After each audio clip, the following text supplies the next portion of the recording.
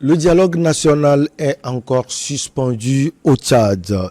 Les droits humains au Mali, le gouvernement rejette les accusations tendancieuses de l'ONU. Et puis on va parler du Burkina Faso. La junte met en place un conseil d'orientation et de suivi de la transition. On termine comme de coutume par le Togo, manquement grave et récurrent dans la fourniture des services de GWA. Nos invités sont en place. Horus Donkovi, activiste panafricain qu'on retrouve après quelques temps. Bonjour Horus, vous allez bien? Bonjour Michel, bonjour à tous ceux qui nous suivent, c'est un plaisir. Nous avons également Bonenfant Agbovi, il est enseignant de profession et analyste politique. Vous allez bien? Bonjour. Je vais bien, Michel. Bonjour. Je salue tous les téléspectateurs. Ça fait 2 jours, je suis déplacé. Dieu faisant, je suis là. Coucou gentil à toute la population d'Agotime et Batoumé, spécialement à ma famille Agbovi et à toute la population togolaise. Cette population togolaise qui vous retrouve donc à Agbovi, on commence par le Tchad, le dialogue de réconciliation nationale lancé il y a de cela 2 semaines par le pouvoir de N'Djamena a de nouveau été suspendu samedi. Après 3 jours de siège par les forces de l'ordre d'un parti de l'opposition, il s'agit du parti de Succès Masra et les transformateurs. Heureusement, nous sommes avec Horus Donkovi qui maîtrise l'actualité de ce pays. Horus, qu'est-ce qui fait que le dialogue est encore suspendu au Tchad? Alors, dire que je maîtrise l'actualité de ce pays, ce serait, ce serait prétentieux. Mais je pense que je suis comme la majeure partie des gens. J'observe un peu ce qui se passe au niveau des faits. Et au Tchad, je pense que ce qui se passe n'a rien d'étonnant quand on sait comment s'est passée la succession du feu maréchal Déby. Quand on sait le problème récurrent qui est celui des terroristes et des djihadistes au niveau du Tchad, et même des frictions qu'il y a au niveau même de l'appareil de l'appareil de l'État, de l'armée au niveau du Tchad, et aussi quand on sait toute la répression dont a fait preuve le pouvoir à l'endroit des partis d'opposition et de la société civile.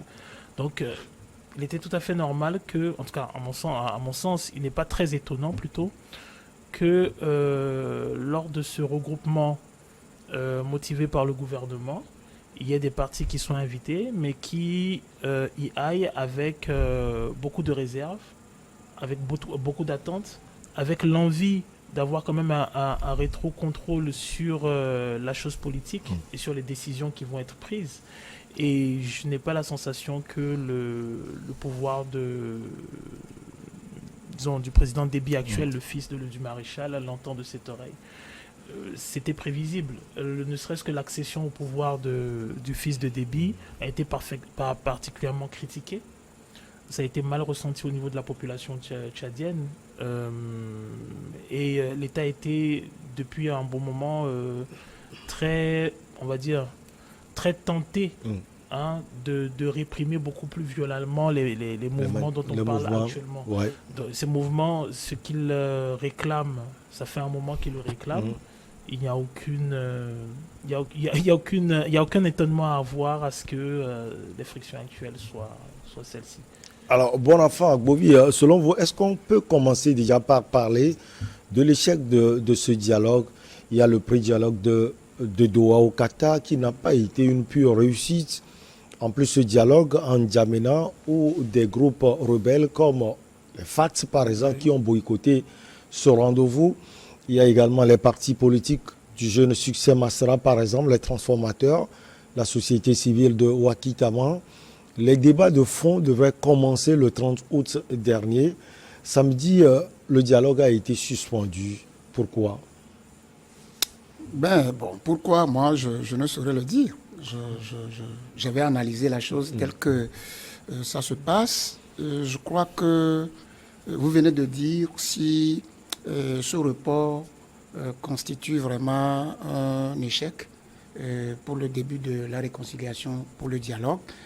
Je dirais oui, parce que lorsque quelque chose a été prévu, où on a invité les forces vives de la nation pour s'asseoir autour d'une table afin de circonscrire les problèmes qui minent la société et trouver des solutions durables pour la vie de ce grand pays Tchad, et que les tractations n'ont pas abouti, c'est déjà un début d'échec. Ouais. Je ne dirais pas que c'est un échec total, puisque il y a des acteurs qui sont venus. Voilà, ouais. Des acteurs qui sont venus.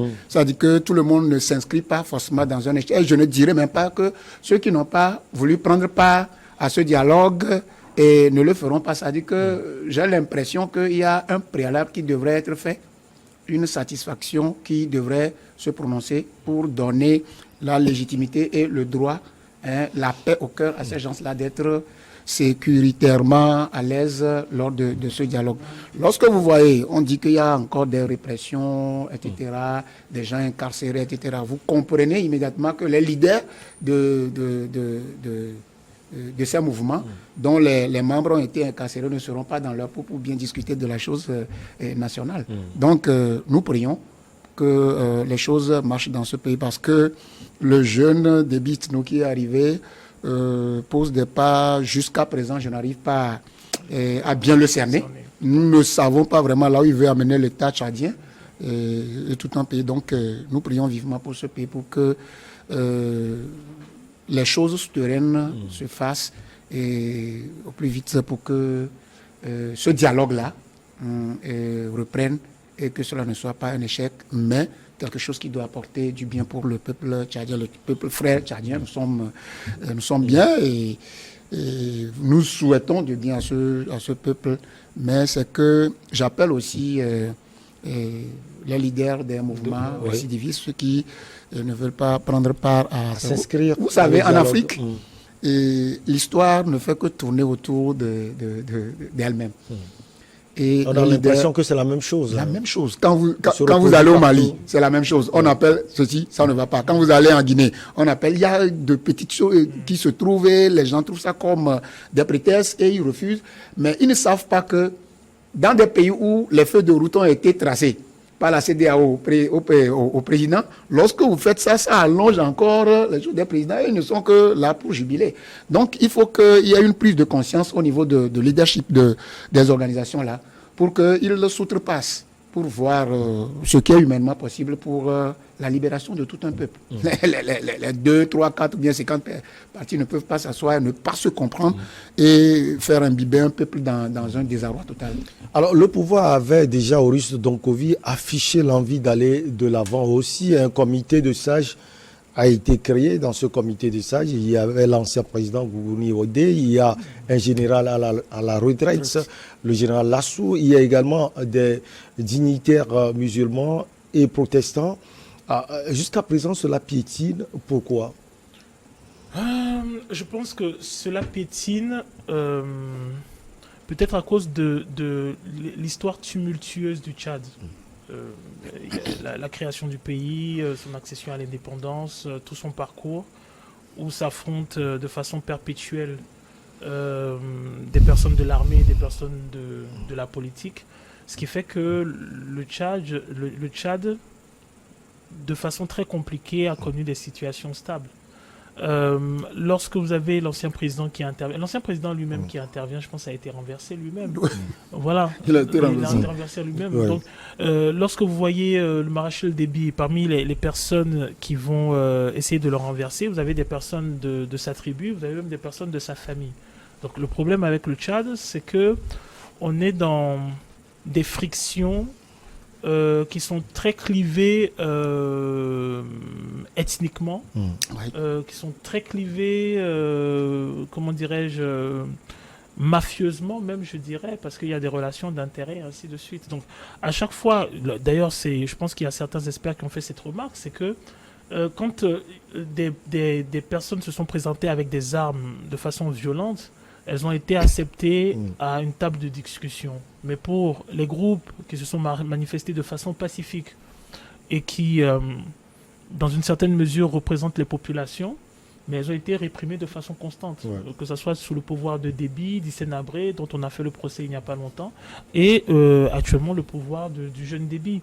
Maintenant, effectivement, on a cette situation parfois qui est très récurrente sur le continent africain, c'est vrai avec des origines diverses, mais je ferais remarquer quand même que avant ce qui se passe par exemple au Tchad, on a eu par exemple l'exemple du Bénin, avec un général qui était au pouvoir et qui a fait le choix d'initier une conférence nationale où se retrouveraient plusieurs partis, plusieurs mouvements citoyens ou mouvements de la société civile, et qui, même lorsque ses plus proches collaborateurs en avaient marre des invectives, en avaient marre des tons péremptoires qu'ils devaient subir à l'Assemblée, a su réprimer son commandement de façon à ce qu'il y ait, comment dirais-je, un débat franc, serein qui puisse conduire à des élections. On a eu le même cas au Mali lorsque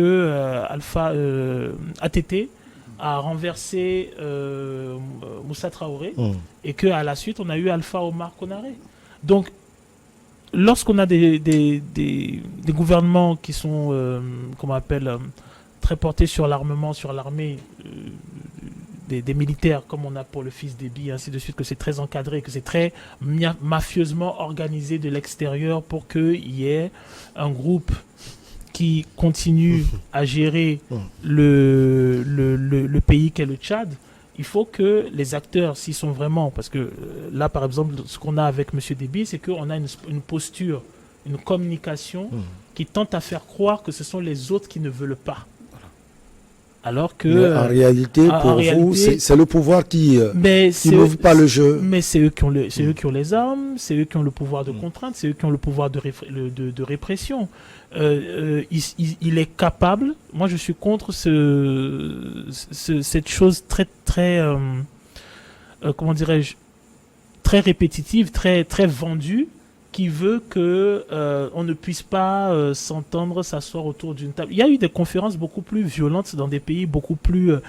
quand vous voyez ce qui s'est passé en Afrique du Sud avec l'apartheid, c'est beaucoup plus violent. Quand vous voyez ce qui s'est passé en Angola, c'est beaucoup plus violent. Vous voyez ce qui a pu se passer dans des pays comme la Sierra Leone, le Libéria, c'est beaucoup plus violent. Donc, pour moi, quelqu'un comme M. Déby peut se permettre largement d'ouvrir le jeu, mais je signale que ceux qui ont ouvert le jeu dans leur pays sont ceux qui étaient, comment dirais-je, prêts à laisser le pouvoir aux civils.